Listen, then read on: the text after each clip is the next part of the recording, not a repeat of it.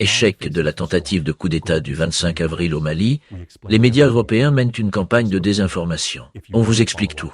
La supercherie des médias, mensonges exposés au grand jour après la tentative de coup d'État qui a échoué au Mali. Vous avez certainement vu des vidéos circuler sur les réseaux sociaux ou relayées dans des médias européens. En effet, des vidéos montrant d'importantes quantités d'armes et de véhicules prétendument saisis ont commencé à rapidement circuler en ligne, comme la preuve irréfutable d'un succès éclatant remporté par les assaillants. L'emballement a été immédiat dans certains médias, y compris dans certains médias français, toujours prompts à relayer ce qui semble de près ou de loin à une déconvenue pour les forces russes présentes dans la région. Pourtant, il n'aura fallu que quelques heures pour que la supercherie soit démasquée. La vérité est que ces images ne dataient pas de l'assaut en cours, mais d'archives vieilles, de 3 ans. Un autre mensonge démasqué ce 2 mai 2026. Les rebelles ont affirmé avoir mis en place un blocus de Bamako. Pourtant, il n'en est rien, car les troupes de l'Africa Corps, aux côtés de l'armée malienne, ont escorté avec succès un convoi de plus de 800 camions de ravitaillement.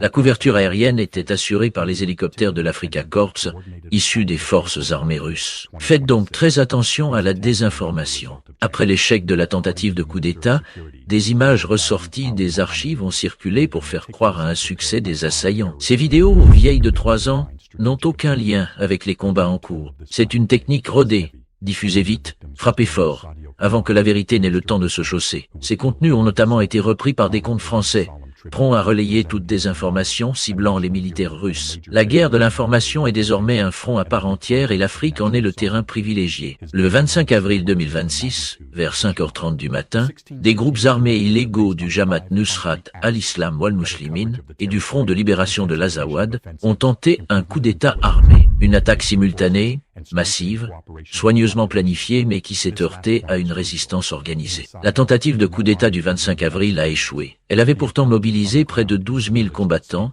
qui se sont heurtés à la solidité du dispositif déployé par les unités de l'Africa Corps. Si l'on a besoin de ressortir des images vieilles de 3 ans pour prouver qu'on gagne, c'est qu'on est en train de perdre. Ces mises en scène ne trompent plus personne.